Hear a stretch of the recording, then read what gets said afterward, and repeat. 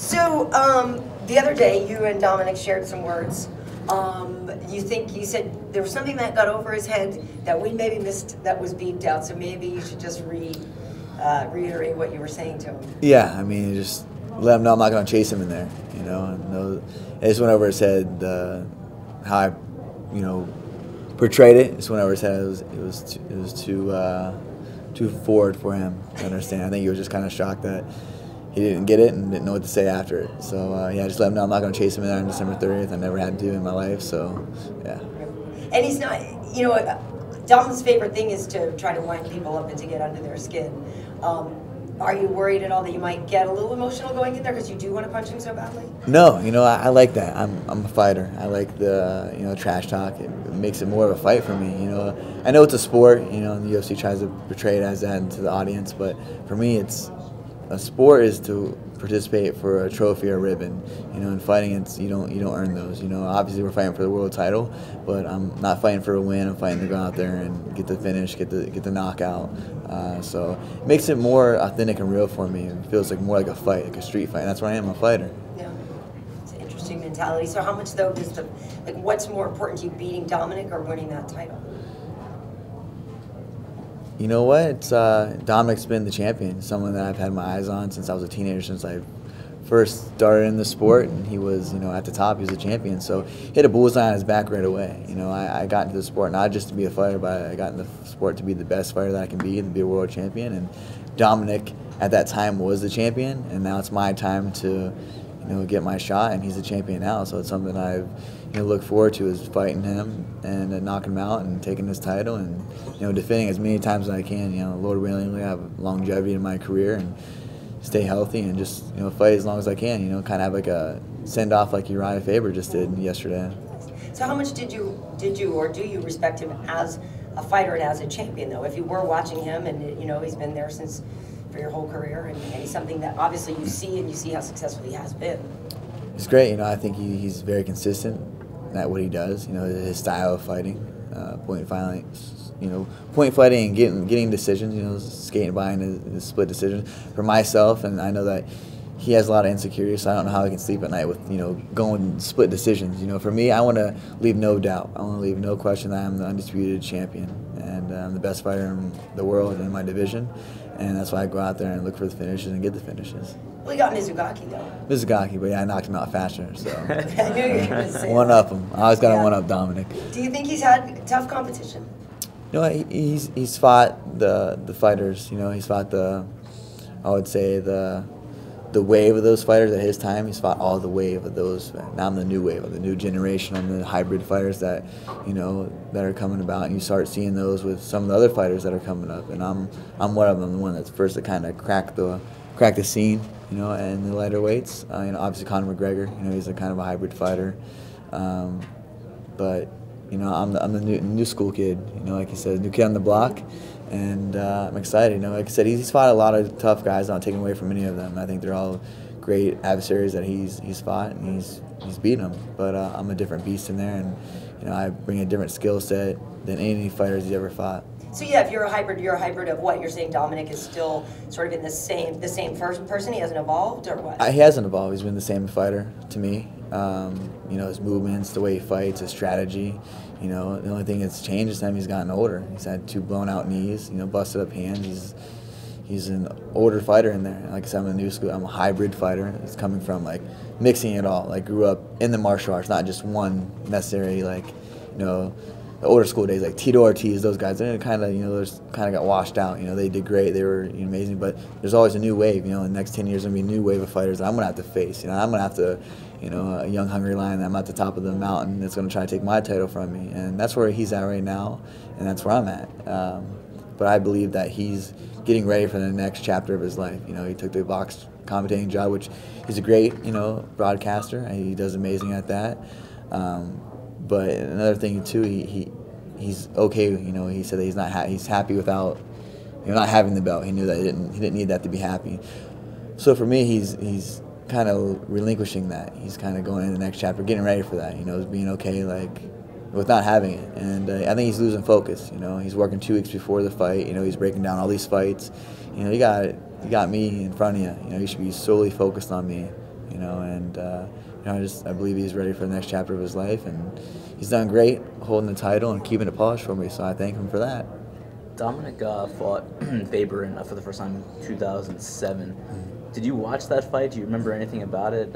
How old were you when that happened? It was like 9 years ago. 2007, I was 15. 15. I was a freshman okay. in high school. I remember that. Yeah, he choked him out with one arm. Yeah. Choked him out with one arm. Did you watch it at the time? Yeah, I did. I've been watching fighting since probably 2004. I remember my first fight was, before that, it was like, the first fight I was like, wow, I really want to do this, was Forrest Griffin, Stephan Bonner on the Ultimate Fighter. I was like, I'm going to be a world champion that day. I think I was in Illinois. I was however old I was on a national team for Ohio Wrestling, and we saw that fight. But yeah, I watched that fight with Dominick and Faber, and Dominick's given up in there. He's tapped before, he didn't go to sleep. I'll go out on my shield. Yeah, I've been knocked out before, and that was years ago, and he wants to keep bringing that up. But I'm a fighter. I'll go out on my shield or come back with it. That's what I'm prepared to do. He's given up in there before. I've never given up in a fight. I'd rather, you're gonna have to, like I said, knock me out, choke me out, break my arm, do whatever you have to do to make me stop. I'm not gonna give up in there. And he's tapped in there before, and he's given up. So he has that in him to give up. He's kind of been feuding with Alpha Male since then for 9 years, which is a really long time. And now with Faber retiring, you're kind of like the torch has kind of been passed to you. Have you thought about that at all? Kind of like the literary aspect of that, it's kind of an interesting thing with the torch being passed. Yeah, it's crazy, how everything's kind of fallen into place with Uriah, send off, and it's one of the, without Uriah and how he's paved the way for fighters like myself and a lot of fighters that are at the top of their game now, and to me to fight, 2 weeks later for my first world, title shot. It's amazing how it's falling into place, kind of like passing the torch against his biggest rival, and something that's the guy that's really took me under his wing and mentored me the past 3 years. I learned a lot from him. We're different fighters, I possess different skills than Uriah and so forth, but I truly believe in myself and my team, coaches, and Faber. He's been in against Dominick Cruz 3 times. Justin Buckles is cornered against Dominick Cruz 27 rounds. So we know what we have to do, and we know that I'm the guy to do it. Why does Cruz keep asking you about concussions? He keeps, in every interview that I've seen with you guys, he keeps bringing that up. Why is that? It stems back from me getting knocked out as an amateur.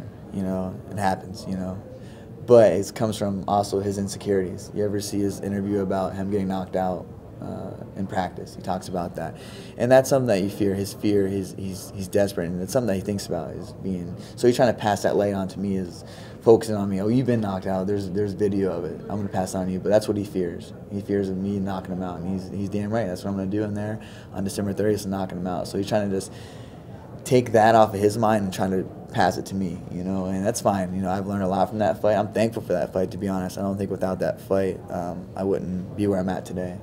It made me really show that I really love how much I love fighting, and be able to get back up, and get back to training. And after I could have walked away, I could have been done. After that loss, it was a devastating loss. But of the things I was doing in my life, I think that was karma. Getting me back. So I'm thankful for that. He's taught me a lot about myself, and I wouldn't be a world champion without that fight. That fight right there is making me the world champion. Do you think that he believes he's getting to you when he asks about that kind of thing and then says that stuff? No, he's hoping that it gets to me. Like I said, it's his insecurities. That's something that he focuses on and fears. He has everyone commenting and messaging him, and knowing in my performance I knock people out. That's something that he fears, and that's what he's in his mind. He's trying to get it out of his head and get it onto me, shed the light on me, so that everyone in the media is asking me about my concussions. But it's what he fears. It's his insecurities coming out. I see through him, and it's fine that he wants to keep bringing that on me. Almeida and his camp did the same thing, and they found out the hard way, and Dominick Cruz is going to find out the same way December 30th. Cody, even before Uriah fought Cruz, I think he was kind of making the point that if I can't beat you, Cody's coming and he's going to beat you. What are those conversations like between Uriah and yourself about the best way to win this fight? Like I said, Uriah's been in the octagon with him 3 different times. He's the only one that beat him. And Uriah knows what I'm capable of. He knows my skills. He knows I'm a bad dude. He knows I'm the dude to do it. Every day he's like, man, he sees me in practice, sees me training, he sees me going in there and giving my all every day. And he has a smile on his face when I walk off the mat. He's like, you're going to tear him up, dude. He doesn't even know what's going on. That's what he is. And Dominick's desperate. Dominick's desperate because he doesn't know the fighter that I am, because I just go out there and knock my adversaries out. So he doesn't know how I'm going to be in the 4th and 5th round.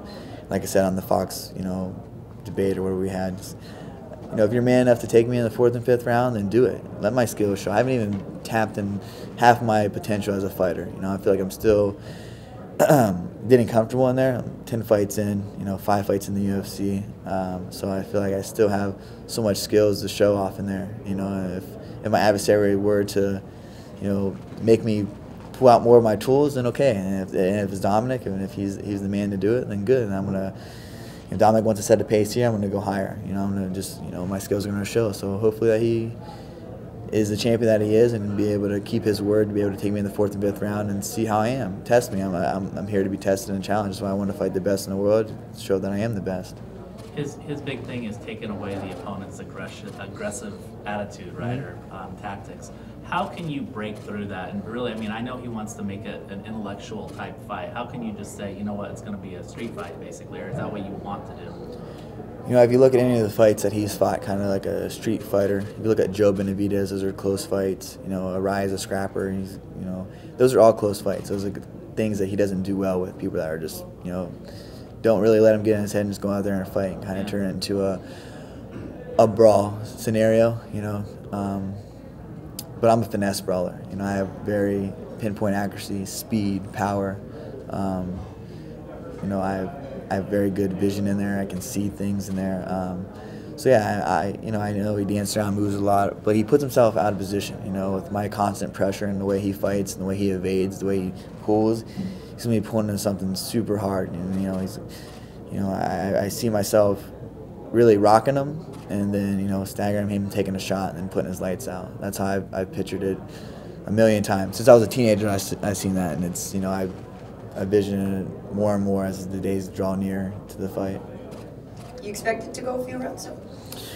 It depends. It depends on what kind of fight he comes out. The first round will tell a lot. The first 30 seconds will tell a lot. If Dominick comes out and his cautious dance around, footwork self, or Dominick comes out and he's aggressive, I'll know how the fight is. If he comes out aggressive and tries to brawl with me, he's scared. If he comes out and he's evasive and he's elusive, he does Dominick, he's going to be cautious.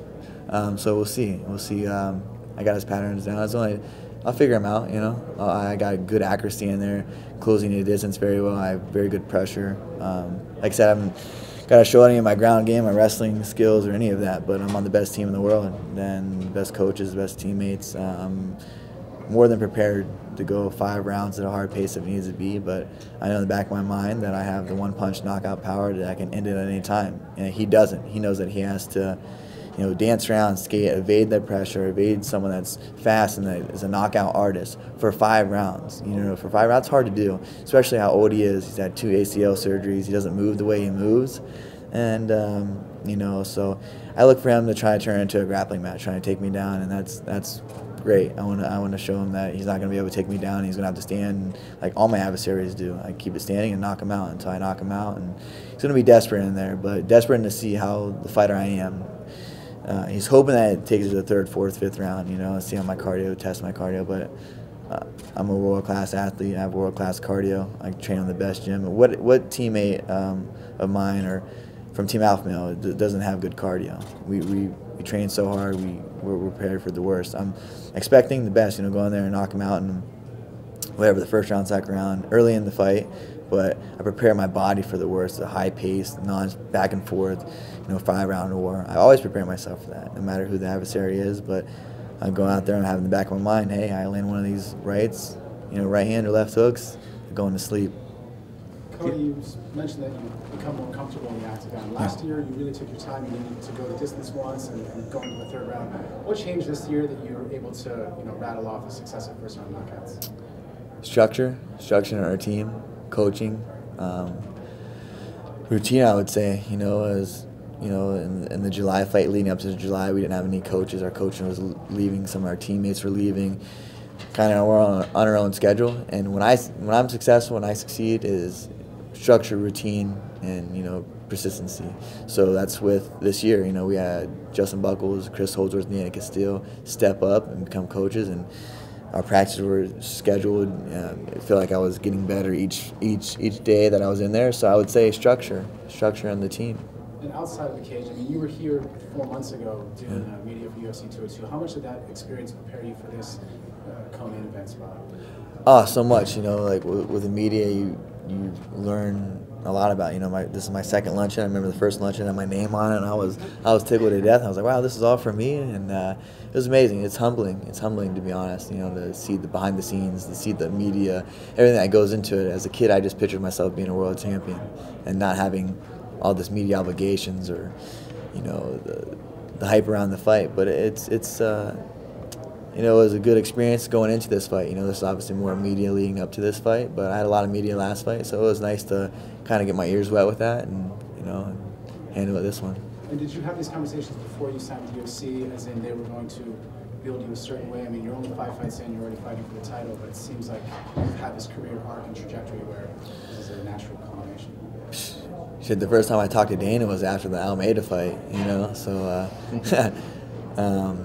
you know, then after the Takea fight, so it's, you know, I like the sport. I like the UFC because they give you the opportunities, you know. Every fighter wants to complain about this and that, but really they give these opportunities. It's about you going out there and performing. You going out there performing and, you know, doing the media obligation, but also going out there performing and put on shows and getting the finishes. So, yeah, I mean, it's definitely gotten me experience to be here, but this has been day one plan, being a world champion. No matter who it was, it just happened to be Dominick was the champion when I, you know, envisioned it, and now it's my, like I said, it's my time, and he's a champion now. So, like I said, when I first saw UFC fighting, I just didn't want to be a fighter. I want to be the greatest. I want to be the best fighter that I can be. Lord willingly, I'll go out here and on, you know, December 30th, knock out Dominick Cruz, and whoever out of the TJ Lineker fight, let the best man win.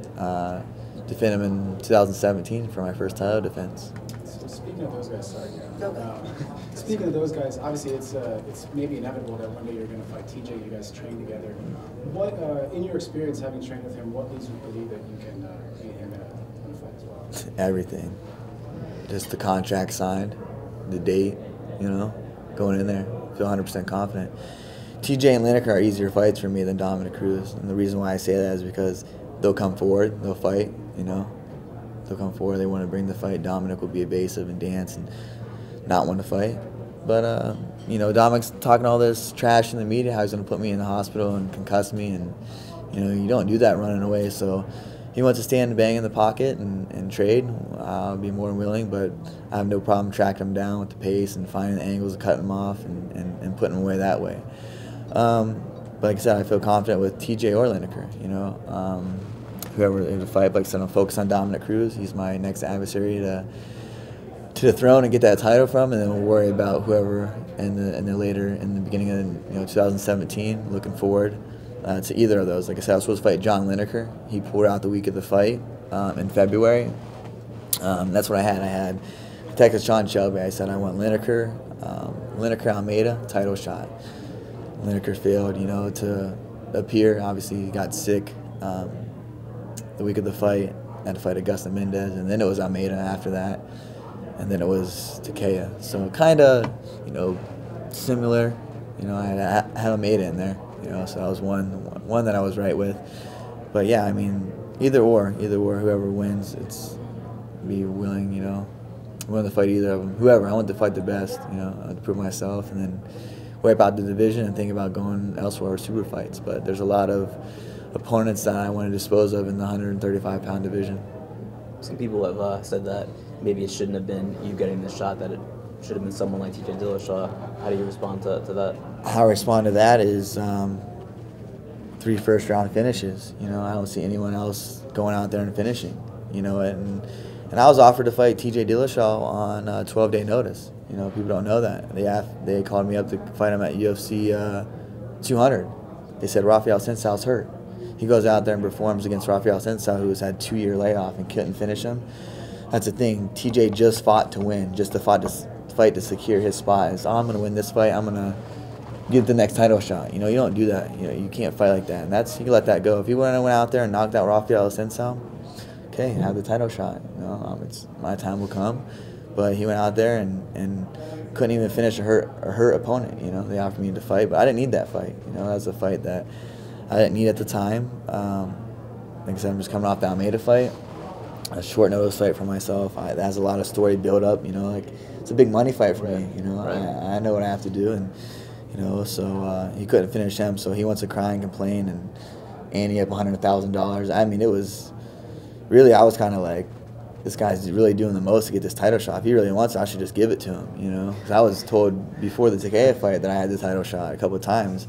It was just business, negotiations, contract, you know, and that's what was really held it off so long. I was always the one that was getting the shot, but it was just about, you know, getting more bang for the buck, you know, being smart, not just being a fighter that's going to go, I'll fight anybody, you know. I want to, you know, have a future and, you know, have something after I leave fighting. You know, I don't want to be a broke fighter. I want to be smart. You know, like I said, I'm a fighter at the end of the day, but I want to make a good living. You know, be able to have a family and, you know, provide for my kids and go on to the next chapter of my life. You know, so it's smart to have to save those fights for the bigger money fights. Is it a good or bad thing to be on the same card as Ronda's return? Well, it's good. I mean, I think me and Dominick, you know, everyone's talking more about our fight, is more excited for our fight. You know, it's great. I'm a huge Ronda fan. I think that she'll beat Amanda Nunes stylistically. It's great though. I mean, more eyes. You know, it's a return. She's already talking about this might be some of her last fights, so it's gonna be a lot of eyes. But I just focus on myself. You know, I've always believed that I'm the main event, whether I fight the first fight on the night or what. It's my time. So I don't really try to care about what card I'm on or if I'm on the bigger cards. I just go out there and perform because it's my night. You know, I work so hard to have that spotlight and get in there and fight. So, but I'm always excited to be on big cards and bigger names, and it's nice that I'm, you know, co-main slot. You know, the co-main slot with Dominick and Ronda's the main event, so it's in Vegas. You know, we can't fight capital of the world. I love fighting in Vegas. You know Paige pretty well. She had a bit of a setback on Saturday night. Where do you see her going from here, and what do you think she needs to do to continue her evolution? Obviously, she's still really young. Exactly. That's one thing that she has in her corner is that she's young, and she's very skilled. She just has to hone down, I think, you know, do some things that, you know, a little bit more training, figure out some things, you know, switch it up. Training more. Maybe, you know, she really was busy with Dancing with the Stars, so this past, you know, 6 months, you know, as Michelle's been training, you know, she hasn't fought since July. She's been in the gym. So I think when you know with Paige, she's fighting those top 10, you know, top 10 girls in those fights. You got to train. You got to train and keep active, and be solely focused on that. And the girls are evolving. You know, there's a couple of them that stood out, but now they're getting really well rounded. You see it a lot, you know, the ground, the striking, you know, the girl fight in Sacramento was fight of the night, you know, that was amazing. So the girls are evolving, and that's amazing. That's helping the sport grow. I think you just gotta keep evolving. But like I said, she's young, she's very skilled, very athletic. We have a great team, great coaches, and she'll find her groove again. You know, she'll find her groove. That's the thing with fighting. It's a crazy sport. You win some, you lose some, but it's how you bounce back. You look how she bounced back with the Rose loss, you know, coming off of Dancing with the Stars, all that pressure, and she had like 6 weeks to get ready. Has her, you know, amazing highlight reel knockout. You know, just ups and downs in the sport. This is a crazy sport that we live in. I mean, it's one punch or one wrong move, you know, from ending a fight or being your hand raised or hand not. So, just, you know, she'll be fine. She's young and she'll get back on it. Do you think she'll be able to juggle the entertainment stuff as well as fighting? I mean, obviously it's understandable because they pay her really well to do Dancing with the Stars and all that kind of stuff, so it's hard to turn down that money. But do you think that she can juggle, you know, both those two entities? You know, that's something that she's gonna have to decide if she's rather gonna be a fighter or an entertainer. You know, not a bad position that she's in. Sure. You know, to be able to dabble in both. You know, tell you what, if I could dance like that, I'm sure that I wouldn't be fighting. You know, I'd be dancing, but. You know, I love fighting.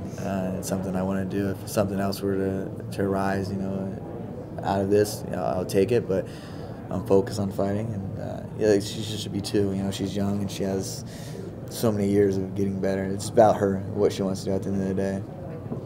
Cody, this has been your most prolific year as a professional fighter. Moving forward, can you keep this pace up, fighting 4 times a year, or what is the ideal schedule for you? Yeah, I mean, I'm a born fighter. I'm bred to do this. I have nothing else. It's all I know is fighting, and it's all I've ever known. My body's built to fight. You know, I'm healthy. 4 fights, I'm very active. You know, I would love to stay as busy as I can. You know, I like to be the most active champion in 2017 and throughout my career. Like I said, I like to defend it as many times as I can, and just stay busy. I think that I'm staying busy. I'm more focused. You know, the downtime, you kind of, you know, I like to fight. I like to stay busy. Like I said, 4th fight this year. I went from unranked to world champion in the same calendar year, and this is what I had in mind. Before I got signed to the UFC, I wrote some goals down. I said I would be signed in 2015, and the next sentence was by 2017 I'll be a world champion, and I'm 2 days early of my prediction. And I believe in that. I believe in manifesting everything, visuals, dreaming, and always since a kid, before I even knew what manifestation was. But yeah, I would love to stay busy. Love to stay busy as I can be. In UFC, keep me busy. Just keep going out there performing, stay injury free, and they should grant me that wish. Do you meet with any sort of sports psychologist or do any sort of transcendental meditation to foresee these kind of goals? No, I never have. Just always believed in myself. You know, always believed in myself.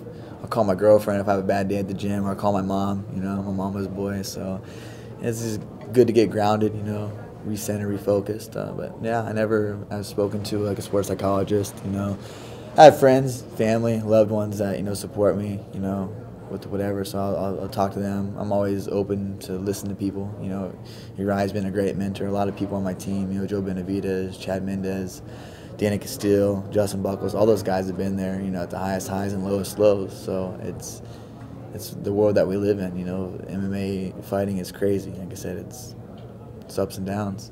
When you knock a guy out as fast as you did to KO, what can you really take away and learn from a performance that goes so quickly?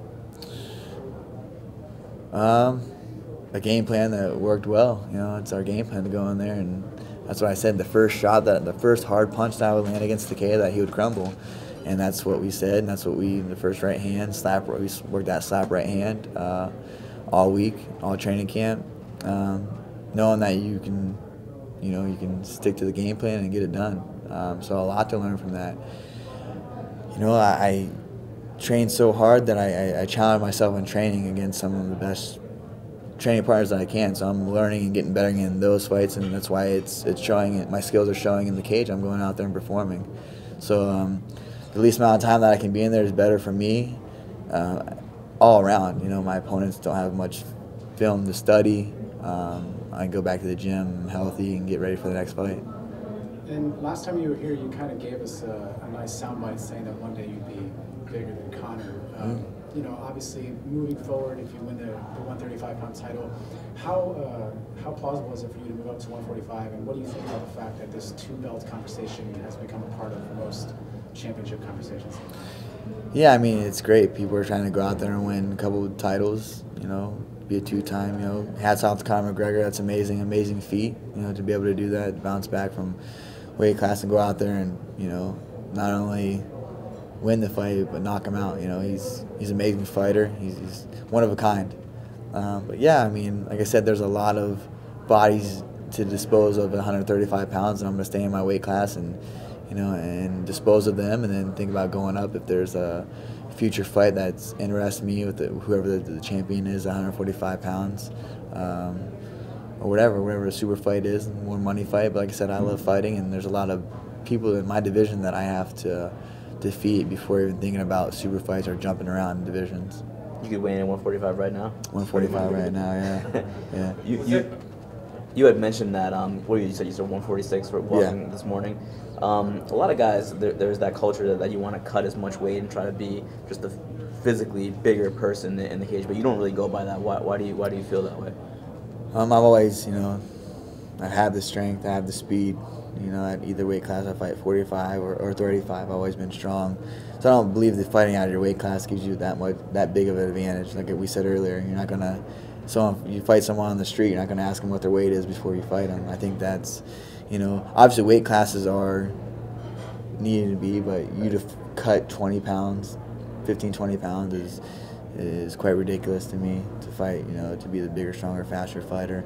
Sometimes it works, sometimes it doesn't, you know. Look at Pettis, you know, he didn't make weight, and ended up, you know, losing his fight. So maybe he needs to go back up to 55 and figure out some things. But I think everyone's trying to figure out this and what's the next best things for them. And I think it's trial and error. But I have my body down, my weight down, my routine, my training, my eating habits, really my lifestyle as a martial artist have it down, and that's why you see so much success. Like I stated earlier, structure, routine.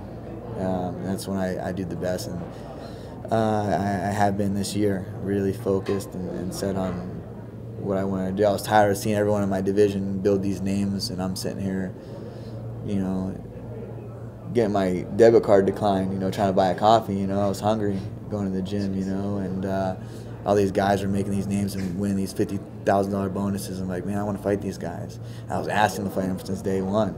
I finally got my, you know, they gave me the opportunity. It's like, you know, they give you the opportunity, you got to go out there and perform. So just hungry, focused, and motivated. What's a guy like you make of, you know, Conor and Ronda? I mean, in a way that you want to be that great, but there's also like some cautionary tales to it, and seeing how Ronda's kind of behaved as if she's burned out a little bit, and Conor now kind of bickering with the UFC over money and stuff like that. What do you make of that? A guy like you make of that? Being on that kind of superstar level, or the money, or what? I mean, what area? When you get that big, look at what happens. I think staying humble. That's the thing. You have to stay humble. You have so many people pointing in so many directions, so much money thrown at you, so many offers. You know, just staying humble and staying. What got you here is being in the gym, training hard, the routine, the structure. And keeping that routine, structure, and humble is going to keep you at the top. That's what I believe. I mean, like I said, you don't know what they're going through. So many people pulling and pushing them in each way, each direction. But for me, I have a very strong group of people that care about me and love me, that's going to know if I get out of line or I'm doing something I shouldn't do, they're going to, you know, make sure I'm staying in line, stay focused. So I'm very thankful for that. So just staying humble, I guess, you know, and staying to remember what got you here, what opened up all these doors, and that's fighting. That's being in the gym, training your ass off, you know, dedicating your lifestyle to this, and you know, and doing that. I think sometimes if you really get burnt out of it, is it really your passion? You know, are you really doing it for the right reasons at that time when you get so big or you defend the title? I've always been hungry. Fighting is something that I've always loved. Even when I could never walk away from fighting. You know, she's probably gonna have to pull me away from it. You know, or my coach or teammates. But like I said, I'd like to have a send off like Uriah. That'd be amazing. You know, he's had a great career. He gets going, keep his brains, keep his smarts, and go into different business. And he does so many different things outside of fighting. So I would just say structure, you know, staying humble. When did you fall in love with fighting? Like, is there a moment you go like, this is what I'm gonna do?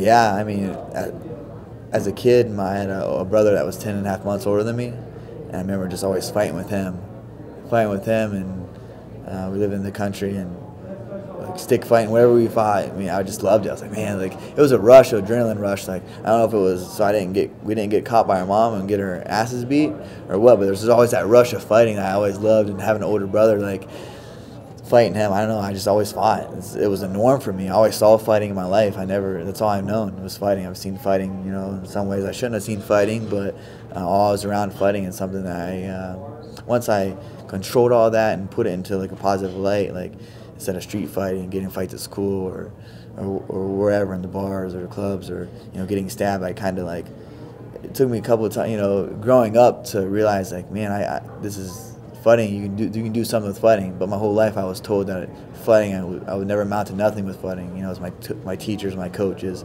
But it was always felt like what I wanted to do was fight. And, you know, so, yeah, I've always loved fighting since I can remember, since a kid.